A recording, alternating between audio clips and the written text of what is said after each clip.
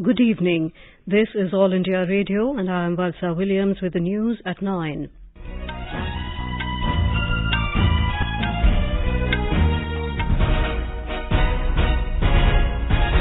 The headlines.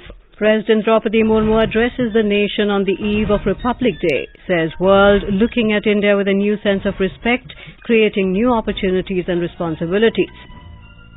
President says balance between development and environment needs to be maintained, appreciates government initiatives to achieve the mission of Sarvodaya.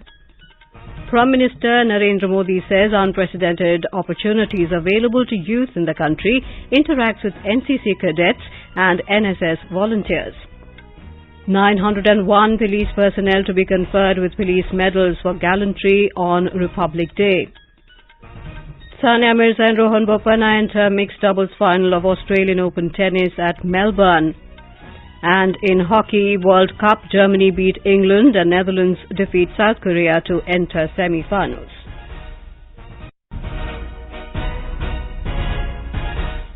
President Draupadi Murmu has said the world has started to look at India with a new sense of respect and this has created new opportunities and responsibilities. The President was addressing the nation on the eve of the 74th Republic Day today. On this occasion, she extended her greetings to the people of India and Indians abroad by saying that from the day the Constitution came into effect to the present day, it has been an amazing journey that has inspired many other nations. Dear fellow citizens, as a result of a series of initiatives in recent years to transform all aspects of governance and unleash creative energies of people, the world has started to look at India with a new sense of respect. Our interventions in various world forums have started making a positive difference. The respect that India has earned on the world stage has resulted in new opportunities as well as responsibilities. On India's growing stature on the world stage, President Murmu said India's interventions at various world forums have started making a positive difference. She said India's G20 presidency is an opportunity to promote democracy and multilateralism for shaping a better world and a better future.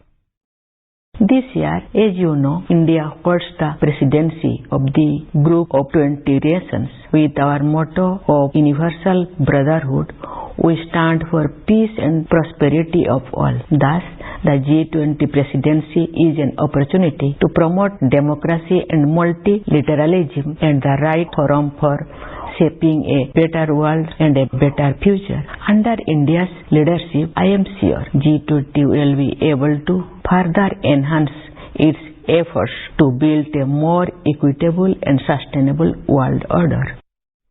Drawing attention to the challenges of global warming and climate change, the President emphasized on developing and popularizing alternative sources of energy, while stressing the need for emerging economies to get the support of advanced nations in terms of financial support to effectively deal with the climate change crisis. The President also emphasized the need to maintain a balance between development and the environment by reconsidering the basic priorities.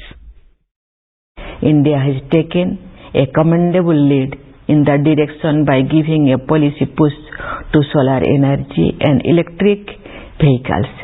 At the global level, however, emerging economies need a helping hand from advanced nations in the form of technology transfer and financial support. To maintain the balance between development and environment, we have to look at the ancient traditions with a new perspective. We need to reconsider our basic priorities. The scientific aspects of traditional life values have to be understood. On the International Year of Millets, the President said millets were essential ingredients of people's diet earlier, and now the adoption of millets in the diet will help in conserving ecology and health. The United Nations accepted suggestion from India and declared 2023 as the International Year of Millets. Millets were essential ingredients of our diet, and they are making a comeback among sections of society. Coarse grains like millets are eco-friendly as they require less water to grow and yet they provide high levels of nutrition. If more and more people turn to millets, it will help conserve ecology and also improve health. Appreciating the initiatives taken in recent years by the government to transform governance and the lives of people and achieve the mission of Sarvodaya, the President said great strides have been made on the economic, education, digital and technological fronts. The President said India has now become the fifth largest economy in the world despite the economic uncertainties, global headwinds and challenges posed by the COVID pandemic. The President observed that the progress made by India in the sphere of women's empowerment and gender equality is evident in the growing participation and rising stature of women in every sector. Terming India home to one of the oldest living civilizations and the mother of democracy, the President claimed that tiding over the countless challenges and adversities of the earliest days of independence, India has succeeded as a democratic republic because of so many creeds and so many languages have not divided us, but they united us. Lauding the role of constitution makers, the President said the nation will always remain grateful to Dr. B.R. Ambedkar, jurist B.N. Rao, experts and officers who helped in making the constitution. The nation will celebrate its 74th Republic Day tomorrow. President Draupadi Murmu will lead the nation in celebrating Republic Day from Kartavya Path in New Delhi. Egyptian President Abdel Fattah el-Sisi will be the chief guest at the parade. During the parade, the country's military prowess, cultural diversity, self-reliance initiatives, women's empowerment and emergence of a new India will be showcased. The parade ceremony will commence with the visit of Prime Minister Narendra Modi to the National War Memorial. The parade will begin at 10:30 a.m. from Vijay Chowk and head towards Lal Quilla. For the first time, an Egyptian military contingent will take part in the Republic Day parade. On the eve of Republic Day, Vice President Jagdeep Dhankar has conveyed his greetings and best wishes to all citizens. In a message, Mr. Dhankar said Republic Day provides an opportunity to all citizens to reaffirm their faith in the age-old civilizational values enshrined in the Indian Constitution. He said it is also a solemn occasion to recall the contribution of all the freedom fighters, great thinkers and unsung heroes whose sacrifice has laid the foundation for our republic as we know it today. A total of 901 police personnel have been awarded police medals on the occasion of the Republic Day 2023. Police Medal for Gallantry has been awarded to 140, President's Police Medal for Distinguished Service to 93 and Police Medal for Meritorious Service has been awarded to 668 police personnel. The Union Home Ministry said among the majority of the 140 Gallantry Awards, 80 personnel from left-wing extremism affected areas and 45 personnel from Jammu and Kashmir region are being awarded. Among the personnel receiving Gallantry Awards, 48 are from CRPF, 31 are from Maharashtra, 25 are from Jammu and Kashmir Police, 9 from Jharkhand, 7 each from Delhi, Chhattisgarh and BSF and remaining from other states and union territories. President's medals have been awarded to Fire Service, Home Guards and Civil Defence personnel on the occasion of Republic Day this year. 47 personnel have received Fire Service medals. 55 personnel were awarded Home Guard and Civil Defence medals. The President has approved the conferment of the Jeevan Raksha Padak series of awards 2022 on 43 persons. This includes Sarvottam Jeevan Raksha Padak to 7, Uttam Jeevan Raksha Padak to 8 and Jeevan Raksha Padak to 28 persons. 4 persons have been awarded posthumously.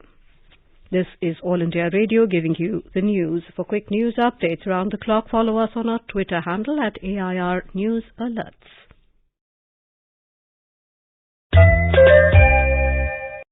Prime Minister Narendra Modi has said new opportunities available to the youth in the country are unprecedented. He was interacting with NCC cadets, NSS volunteers and performers in New Delhi today who are a part of this year's Republic Day program. Mr. Modi said NCC and NSS are organizations that connect the young generation with national goals and national concerns. साथियों, NCC और NSS ऐसे संगठन है जो युवा पीढ़ी को राष्ट्रीय लक्ष्यों से, राष्ट्रीय सरोकारों से जोड़ते हैं। कोरोना काल में किस प्रकार एनसीसी और एनएसएस के वॉलंटियर्स ने देश के सामर्थ्य को बढ़ाया, ये पूरे देश ने अनुभव किया है। इसलिए सरकार का भी ये निरंतर प्रयास रहा है कि इन संगठनों को प्रोत्साहित किया जाए, इनका विस्तार किया जाए। बड़ी संख्या में हमारे एनसीसी और एनएसएस के कैडेट्स, विभिन्न आर्टिस्ट गणतंत्र दिवस की परेड में शामिल होने जा रहे हैं। आप सबको मेरी बहुत बहुत शुभकामनाएं हैं।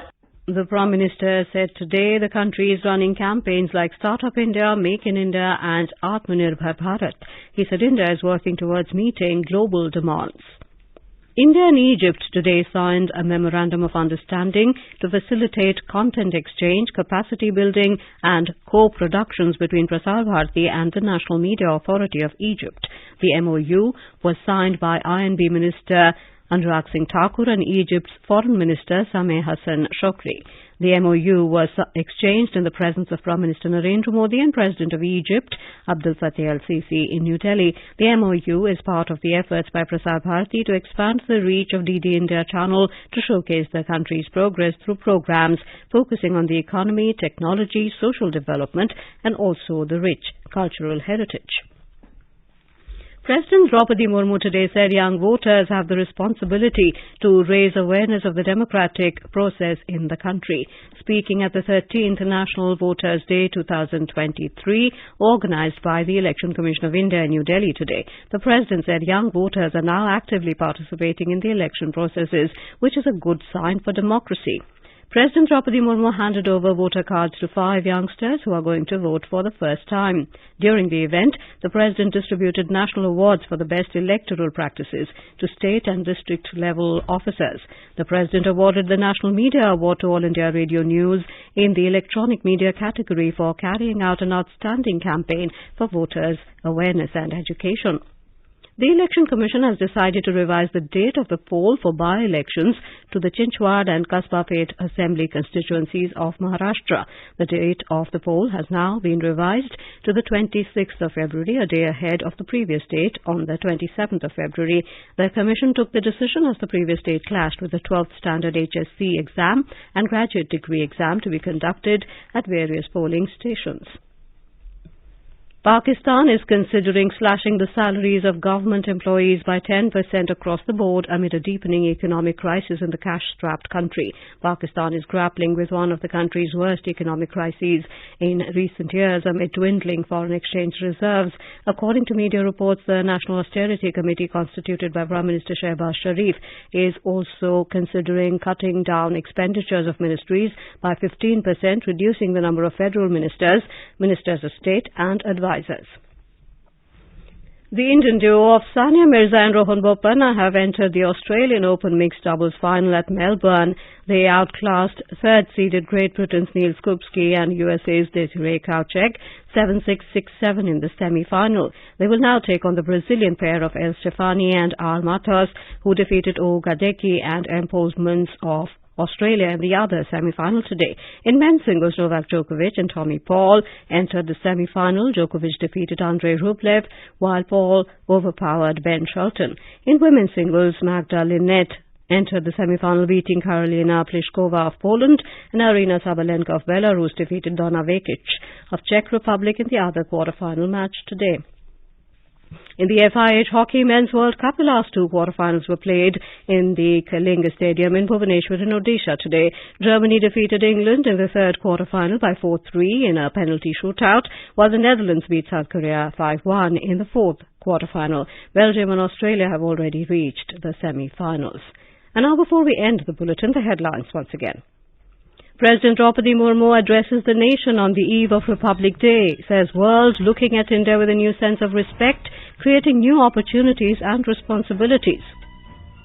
President says balance between development and environment needs to be maintained, appreciates government initiatives to achieve the mission of Sarvodaya. Prime Minister Narendra Modi says unprecedented opportunities available to youth in the country interact with NCC cadets and NSS volunteers. 901 police personnel conferred with police medals for gallantry on Republic Day. Sania Mirza, Rohan Bopanna enter mixed doubles final of Australian Open tennis at Melbourne, and in Hockey World Cup, Germany beat England and Netherlands defeat South Korea to enter semi-finals. That is all in the news at 9. Good night.